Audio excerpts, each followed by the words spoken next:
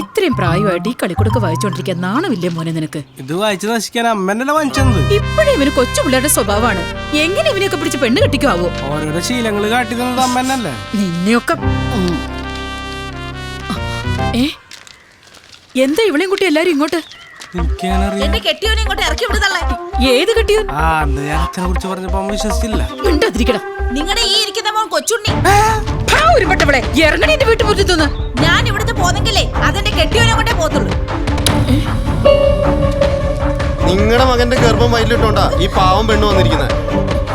ആദ്യം അതിനൊരു തീരുമാനം എടുക്ക്. നിങ്ങൾ ഈ പാവം പെണ്ണിന്റെ മെക്കിട്ട് കയറാതെ അവനിട്ട് പൊട്ടിക്ക് രണ്ടെണ്ണം.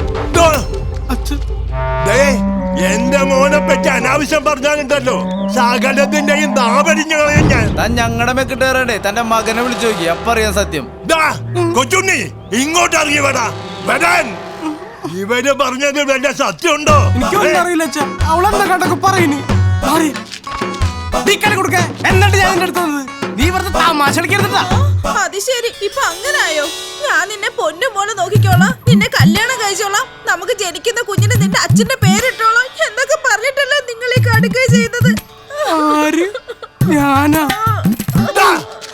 നിനക്ക് എന്റെ പേര് ഉണ്ടാക്കിയിട്ടുള്ളൂ.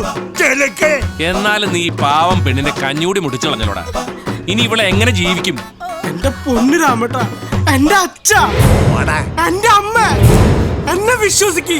ഇവള് പറയുന്നത് ഒക്കെ നുണയാ. ഇവൾക്ക് മറ്റെന്താ ഉദ്ദേശമുണ്ട്? അല്ലെങ്കിൽ ഇവളെ കൊണ്ട് ആരെങ്കിലും ഏതെങ്കിലും ഒരു തെറ്റി പറയിപ്പിക്കുന്നതായിരിക്കും. അത് ശരി, കാര്യം കഴിഞ്ഞപ്പോ എന്നെ വഞ്ചിക്കാനുള്ള പരിപാടിയാണല്ലേ? തെളിവും കൊണ്ടാ ഞാൻ വന്നിരിക്കുന്നത്. ഇത് നിങ്ങൾ എന്റെ കഴുത്തിൽ കെട്ടിത്തന്ന താലി. ഇത് നമ്മുടെ എൻഗേജ്മെന്റിന് നിങ്ങൾ എന്റെ കയ്യിലിട്ട് തന്ന നിങ്ങളുടെ സ്വന്തം മോതിരം. ഇനി ഈ വീട്ടിൽ കാല് കുത്തി പോകരുത്. പോട്ടേട്ടാ, സാരമില്ല, നമുക്ക് എങ്ങോട്ടെങ്കിലും പോവാം. നശിച്ചവനെ നീ ഇത് കൂടെ കൊണ്ടുപോടാ.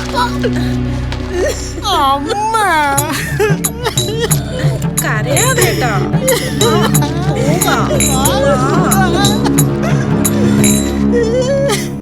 കൊച്ചുണ്ണി, നീ ഈ പാവം പെണ്ണിനെ കൊണ്ട് എങ്ങോട്ട് പോരാ?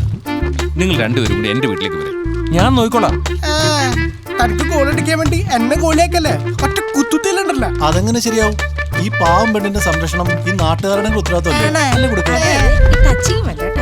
ഒന്ന് മാറിക്കേന്ന്. എന്നാലും എന്റെ കൊച്ചുണ്ണി, നിനക്ക് ഇങ്ങനെ ഒരു ആഗ്രഹം ഉണ്ടായിരുന്നെങ്കിൽ ഈ ദാസേട്ടനോട് പറയാൻ പാടില്ല. നിങ്ങളുടെ കല്യാണം ഞാൻ നടത്തി തരില്ലായിരുന്ന. എന്നോട് ഇത് വേണ്ടായിരുന്നു. തറക്കളി എന്ന് പറഞ്ഞപ്പോ ഇത്ര ഞാൻ പ്രതീക്ഷിച്ചില്ല. കൊച്ചുണ്ണി, ഈ ദാസേട്ടൻ നിന്റെ എല്ലാത്തിനും കൂടെ ഇവിളെയും കെട്ടി നീ ഒരു പട്ടിയെ പോലെ നാട്ടിലൂടെ അലയാനായിട്ട് ദാസ സമ്മതിക്കൂല. നിനക്ക് നിന്റെ വീടല്ലേ പോയിട്ടുള്ളൂ. ഈ ദാസേട്ടനൊരു വീടുണ്ടാ, നമുക്ക് അവിടെ കഴിയാം. അത് വേണോ? അത് വേണം. കുട്ടിയെ വിളിച്ചിട്ട് വാടാ. വാ ചേട്ടാ, ഞാൻ വരാന്ന്.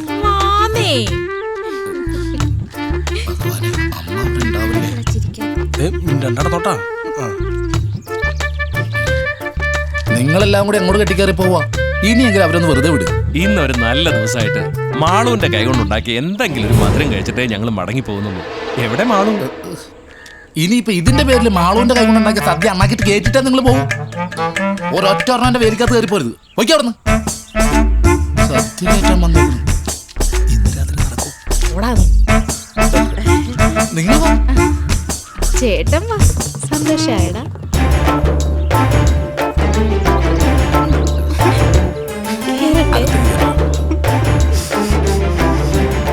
എന്നോട് വേണ്ടായിരുന്നു. കൊച്ചുണ്ണി, അപ്പുറത്തെ വീട്ടിലെ തെണ്ടി അവന്റെ ഭാര്യയുടെ അവിടെ നോക്കിയിട്ടുണ്ട്. അപ്പൊ അധികം കൊളാക്കാതെ അകത്ത് കയറിക്കോ. ഇനി എന്ത് കൊളാവാ? വലിയൊരു കുളത്തിലേക്ക് എന്നെ തള്ളിവിട്ടില്ലേ? അങ്ങനെ രാത്രി കാലങ്ങളിലുള്ള യാത്ര ഒഴിവായി. എന്താ? ഒന്നുമില്ല, അന്തസ്സിനെ പണിയാണ് കാണിക്കണം ഇവരില്ലാത്തവന്മാര്. നീ അതൊന്നും ശ്രദ്ധിക്കണം. നിങ്ങളും വലിയ ശ്രദ്ധ വേണ്ട. വാ നമുക്ക് പോവാ.